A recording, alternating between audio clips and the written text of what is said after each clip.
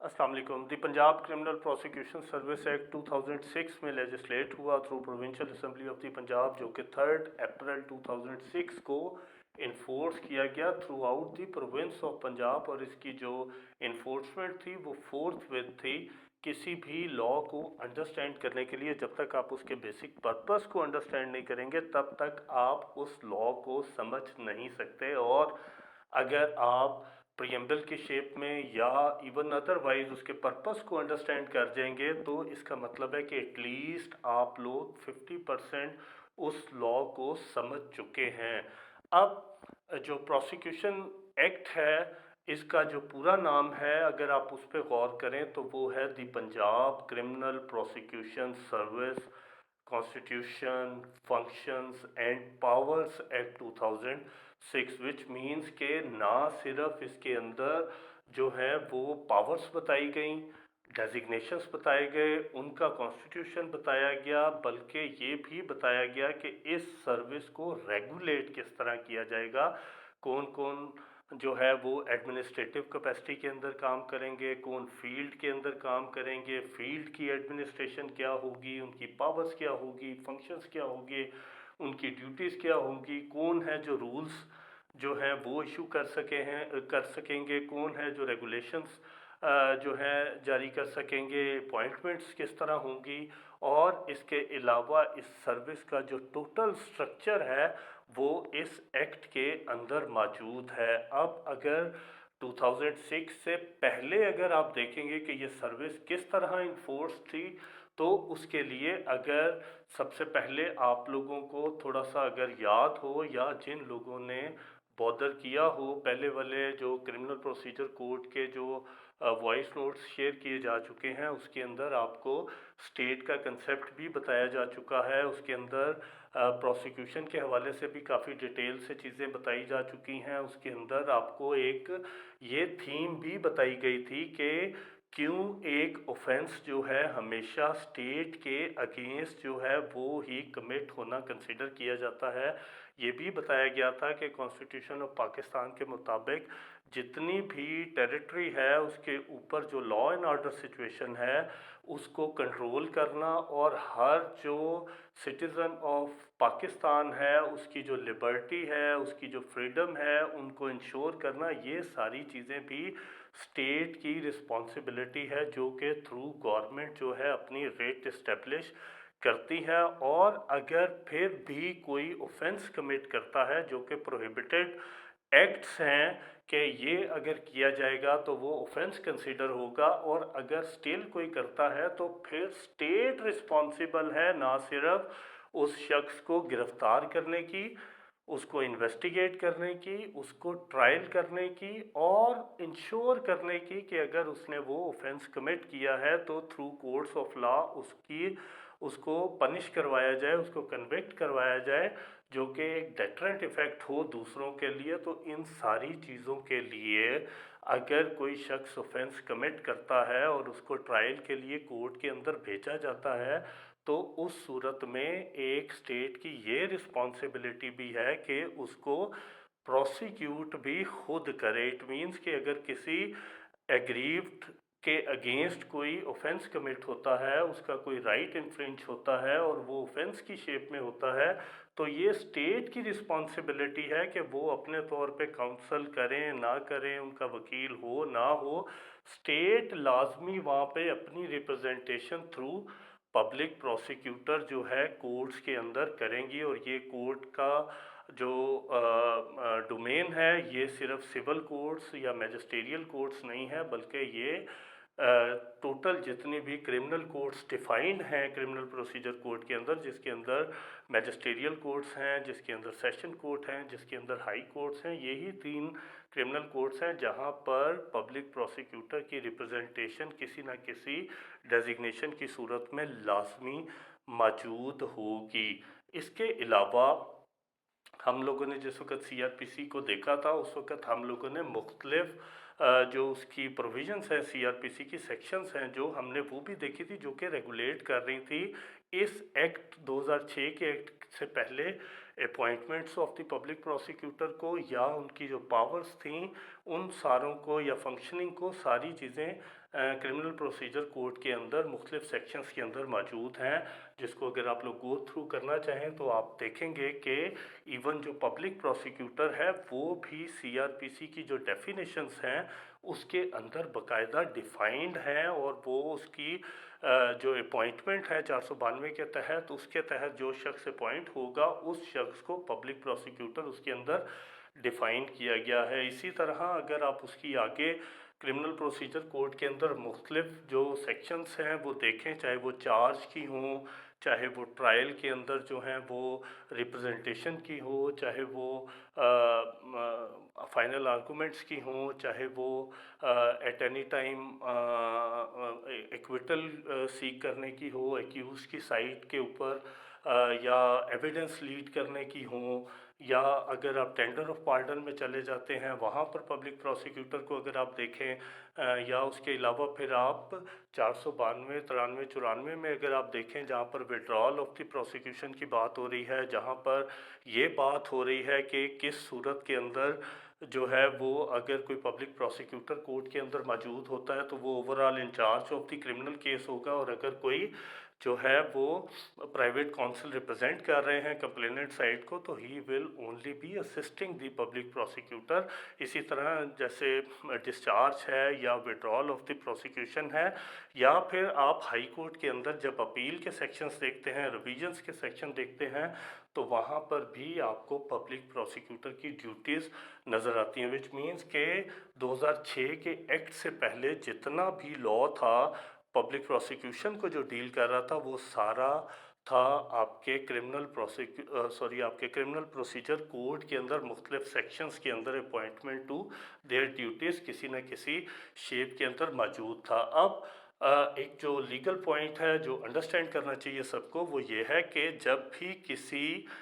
Law के ऊपर कोई स्पेशल इनेक्टमेंट आ जाती है, किसी सब्जेक्ट के ऊपर स्पेशल इनेक्टमेंट आ जाती है, तो उस सूरत के अंदर एग्जिस्टिंग लॉस जितने भी होते हैं वो जो नया आने वाला कानून है वो ऑटोमेटिकली सबको सुपरसीड कर जाता है, और फिर जो latest law of the land होगा वो उसको रेगुलेट करेगा। सो अब जो क्रिमिनल प्रोसिक्यूशन सर्विस एक्ट है 2006 का, वो एक्चुअली प्रोसिक्यूशन की अपॉइंटमेंट से लेके हर तरह की ड्यूटीज़, फंक्शंस वगैरह को और पावर्स को वो रेगुलेट कर रहा है। और आप लोगों के लिए ये क्वेश्चन है कि क्या अगर अब existing law the Punjab criminal prosecution service act 2006 है तो क्या इसके मौजूद होते हुए क्रिमिनल प्रोसीजर कोड के अंदर जो जितनी भी प्रोविजंस हैं क्या वो अब रिडंडेंट हो चुकी हैं, और अब अगर हम किसी भी गाइडलाइन को लेना चाहें प्रोसिक्यूशन के हवाले से तो क्या वो 2006 के एक्ट से ही ली जा सकती है, या अभी तक सीआरपीसी की वो प्रोविजंस भी एप्लीकेबल रहेंगी। ये जब भी ग्रुप्स ओपन होंगे तो आप टेक्स्ट की शेप के अंदर अपने व्यूज़ इसके ऊपर जो है वो शेयर कर सकते हैं। इसके अलावा अगर आप देखेंगे तो 173 जो कि सबसे इम्पॉर्टेंट सेक्शन है आपके क्रिमिनल प्रोसीजर कोड की, क्योंकि उस रिपोर्ट के ऊपर ही आपका सारा क्रिमिनल लॉ तकरीबन बेस कर रहा है, चाहे वो कॉग्निजेंस हो, चाहे वो ट्रायल हो, चाहे वो नकूल की तकसीम हो, चाहे वो शहादत हो, हर चीज़ आपकी तकरीबन स्टेट केसेस के अंदर 173 के ऊपर ही बेस कर रही हैं। उसके अंदर भी अगर आप देखेंगे तो 1992 के अंदर एक अमेंडमेंट आई और उसके अंदर ये बात जो है लेजिस्लेट की गई कि अब के बाद कोई भी जो 173 की रिपोर्ट होगी, जिसको पुलिस रिपोर्ट भी आम ज़ुबान में कहते हैं, वो सिर्फ़ और सिर्फ कोर्ट के अंदर जो है थ्रू पब्लिक प्रोसिक्यूटर ही सबमिट हो सकती है, जिसका मकसद ये था कि कोई भी जो कोर्ट्स हैं उसके अंदर जो ट्रायल कंडक्ट कर रहा है वो पब्लिक प्रोसिक्यूटर खुद कर रहे हैं, तो इस वजह से उनको वही केस अदालत के अंदर स्क्रूटनी करके और एग्जामिन करके भेजना चाहिए जिसको कल को वो लोग डिफेंड कर सकें या जिसके ऊपर वो प्रोसिक्यूट कर सकें। ये तो नहीं हो सकता कि पुलिस एक केस बना के भेजे और इसके ऊपर जो है वो पब्लिक प्रोसिक्यूटर किसी तरह भी अवेयर ना हो कि किस तरह की इन्वेस्टिगेशन की गई है, कौन लोग रिकमेंड किए गए हैं ट्रायल के लिए, कौन लोग इनोसेंट हैं, क्या क्या शहादत इकट्ठी की गई है और किस तरह उनको प्रोसिक्यूट किया जाना है। तो ये सारी चीज़ें जहन में रखते हुए थ्रू पब्लिक प्रोसिक्यूटर जो है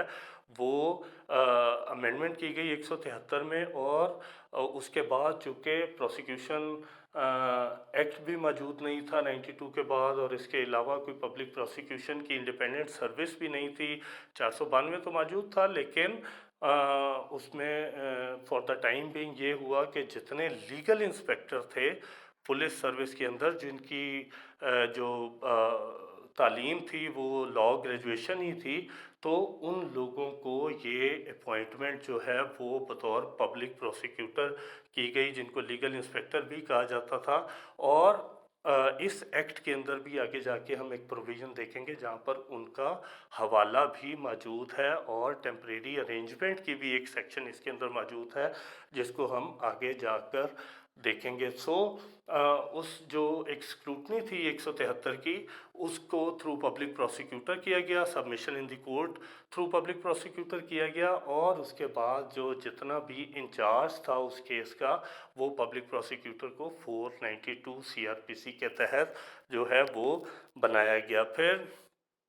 इस तरह public prosecutor criminal procedure code के अंदर भी डिफाइंड है, और इसकी भी अगर आप जो है वो प्रियम्बल को देखेंगे तो वहाँ पर आपको ये मिलता है कि ये जो सर्विस है ये इंडिपेंडेंट, इफ़ेक्टिव, एफिशिएंट सर्विस और प्रोसिक्यूशन इन क्रिमिनल केसेस के लिए इस्टेब्लिश की गई है। और इसके थ्रू इंश्योर किया गया है कि ये प्रोसिक्यूटरल जो एक इंडिपेंडेंस है उसको भी इंश्योर किया गया है, और criminal justice system of the province के लिए बेटर कोऑर्डिनेशन के लिए भी ये सर्विस इस्टेब्लिश की गई है। और ये भी CRPC के अंदर मैं आपको जो 3 pillars of the criminal justice system के जो 3 पिलर्स हैं मैं उनके बारे में आपको बड़ी डिटेल से बता चुका हूँ। अगर किसी ने नहीं सुना तो वो वहाँ पर जाकर दोबारा सुन सकता है। प्रोसिक्यूशन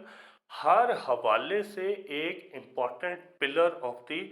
क्रिमिनल जस्टिस सिस्टम है, और इसको अगर वन वर्ड या वन लाइनर के अंदर अगर इसको कटेल किया जाए तो वो ये है कि अगर पब्लिक प्रोसिक्यूटर मौजूद ना हो तो किसी भी क्रिमिनल केस की प्रोसीडिंग 0.1% भी आगे नहीं बढ़ सकती, चाहे उसमें प्राइवेट काउंसिल भी मौजूद हो, चाहे पुलिस भी मौजूद हो, जुडिशरी भी मौजूद हो, जज साहब भी मौजूद हों, हर एडमिनिस्ट्रेशन का डिपार्टमेंट भी मौजूद हो। लेकिन अगर पब्लिक प्रोसिक्यूटर की रिप्रेजेंटेशन नहीं है तो उस सूरत के अंदर वो प्रोसीडिंग आगे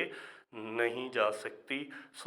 इसके प्रियम्बल के बाद और इस सारी थीम के बाद इसके अंदर जो आप डेफिनेशंस हैं उसके अंदर आप देखेंगे कि जो क्रिमिनल प्रोसीजर कोड है उसको एज़ इट इज़ इस एक्ट ने जो है वो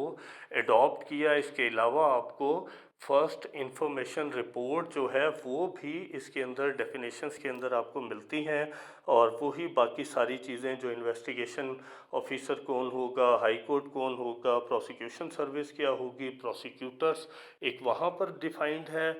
CRPC के अंदर, और एक प्रोसिक्यूटर यहाँ पे भी डिफाइंड है जिसके अंदर जितनी हायरार्की है प्रोसिक्यूशन सर्विस की उस सारे को तरतीब से लिखा गया है कि जो हेड ऑफ द प्रोसिक्यूटरल सर्विस होंगे वो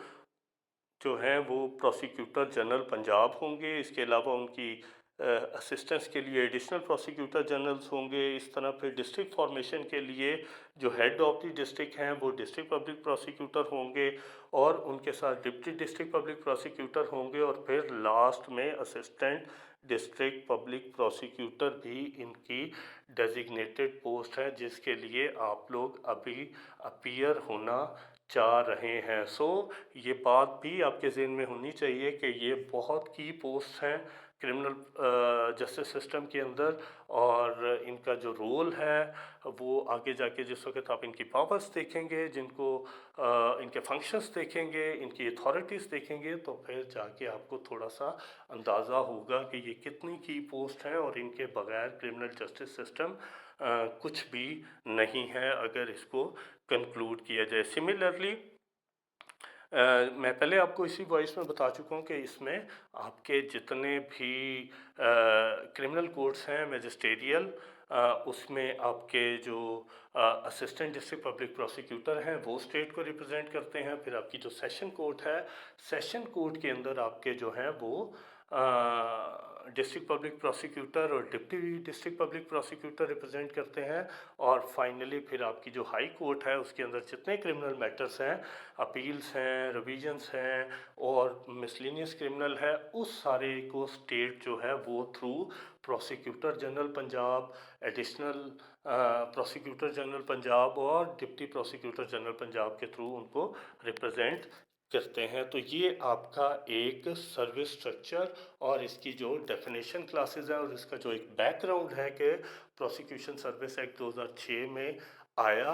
और उससे पहले प्रोसिक्यूशन किस तरह जो है वो रन हो रही थी या गवर्न हो रही थी। और फिर लास्ट बात इसमें जो ये है कि ये आपकी प्रोसिक्यूटरल सर्विस है, जिसके अंदर prosecutor general Punjab to assistant district public prosecutor represent कर रहे हैं। और इसके साथ जो इसकी एडमिनिस्ट्रेटिव डिपार्टमेंट है वो आपका गवर्नमेंट ऑफ पंजाब का एक डिपार्टमेंट है, पब्लिक प्रोसिक्यूशन डिपार्टमेंट, जिसको एक सेक्रेटरी साहब जो हैं, जो टॉप रैंक ऑफिसर होते हैं, वो वहाँ पर सेक्रेटरी साहब एडमिनिस्ट्रेटिव हेड हैं, जिनकी ट्रांसफ़र, पोस्टिंग, अपॉइंटमेंट्स और हर तरह के जितने एडमिनिस्ट्रेटिव इश्यूज़ हैं वो इनके उस पब्लिक प्रोसिक्यूशन डिपार्टमेंट के थ्रू इनके रन होते हैं। तो ये आपका एक basic theme of the prosecutor जो प्रोसिक्यूशन सर्विस एक्ट है उसकी है। और फाइनली इसमें जितने भी आगे हम जाके क्लॉजेस देखेंगे जहाँ पर रूल्स एंड रेगुलेशंस और नोटिफिकेशंस इन सब की पावर्स भी डेलीगेटेड हैं, जो कि हम सेक्शंस वाइज देखेंगे कि कौन उसको इशू कर सकता है और अगर इशू करता है तो उसका बाइंडिंग इफेक्ट क्या होगा। अस्सलाम वालेकुम।